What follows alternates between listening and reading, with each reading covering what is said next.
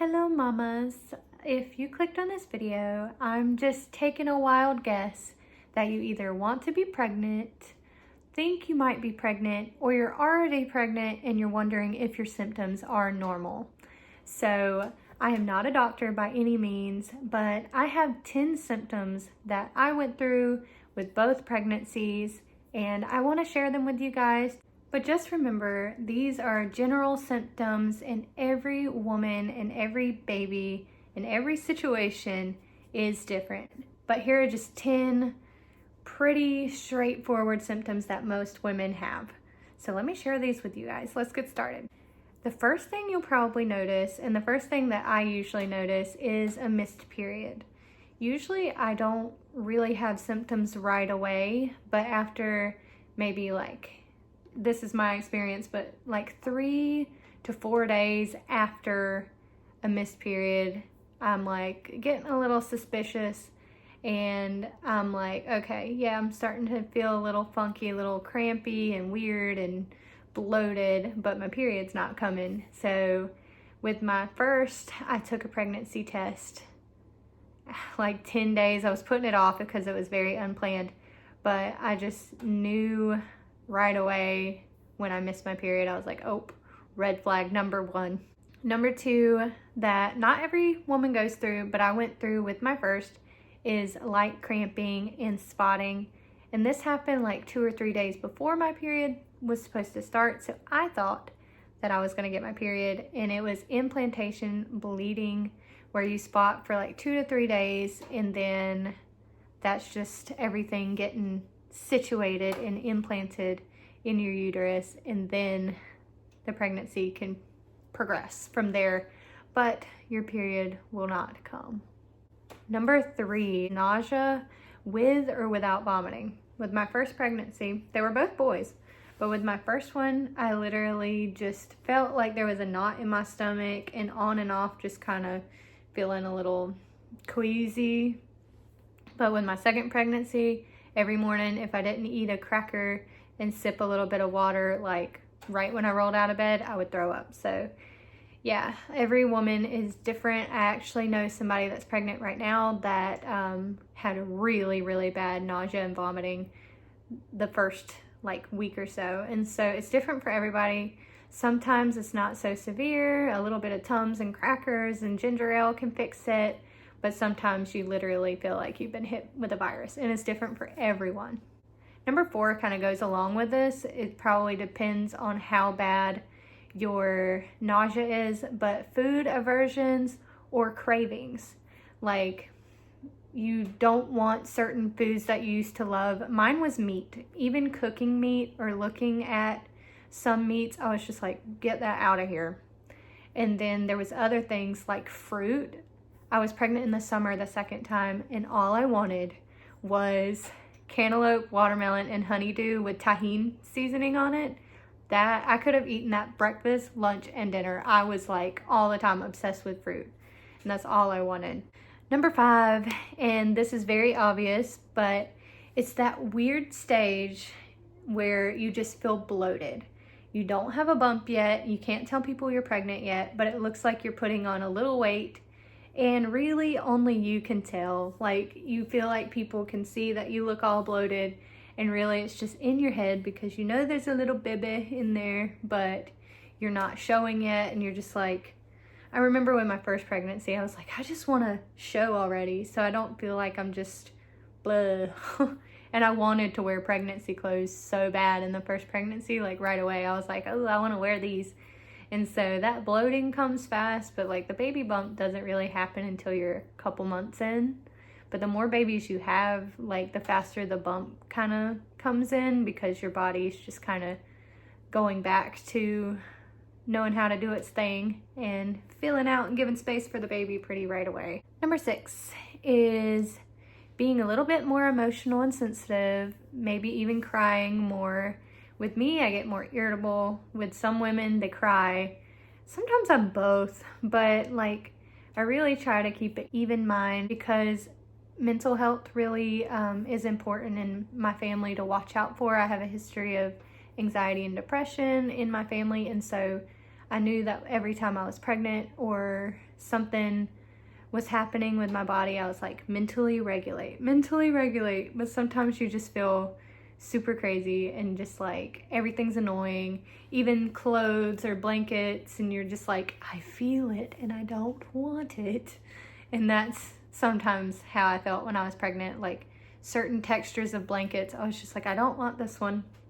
I want the soft one over here. And it is just like so picky about just different clothes and things. I don't know, that might just be me. And then the moods, and that kind of all ties in together. So mood swings and being emotional. Number 7 is fatigue. I remember feeling so tired my first pregnancy, and I would come home from work and just like shut down in the car in the driveway. Like I just remember closing my eyes for just 5 minutes. And before I told my mom I was pregnant, the weekend before, we were supposed to do like a cookout at my house, and I was like, can I just go in my room and lay down for 5 minutes and take a nap? And she was just like, but the second pregnancy that I had my oldest son already, and he was 2.5. And I just remember he watched Moana on repeat because that's what he wanted. And I just would close my eyes because I was working and everything too. So the fatigue is real because your body's just sucking all the nutrients and sending them straight to the baby. And if you're not careful, you'll just get zapped. Number 8, and I experienced this more with my first pregnancy, but very sore and swollen breasts. I mean, I jumped 2 sizes when like in the first couple months I was pregnant with my oldest. I had to get all new bras. It was just insane. But yeah, you might be tender to the touch. You might just be like, no, back up to anyone who would try to come up on you. You just, no thank you right now, because they can really hurt and be really sore when you're first pregnant. And sometimes during your menstrual cycle as well, when you get that soreness, it kind of feels like that, but a little bit more. Number 9 is sensitivity to smells. I remember I worked in a restaurant during both pregnancies, and I remember I worked in a place the first pregnancy when I found out I was working in a place that served fish platters. And they had deviled crab, fish, and shrimp that they put down in the fryers. And I was a line cook, and they told me to pull up the fryers. So I did. When the timer went off, I pulled up the fryers, and that day I was already feeling kind of queasy-ish. And when that whiff of just all kinds of fish and everything came up into my nose, I remember bolting out the back door, and I got to my car and it was gross. But anyways, I had to vomit, and then I came back in and I was like, I need a minute. So they let me take my break for a second because everybody at that point knew that I was pregnant, and I was just like, sorry, that was too much. But they only had one bathroom for the employees and customers to use, and I was not about to lock myself in that bathroom, and that would have been more embarrassing. So I just ran to the employee parking lot.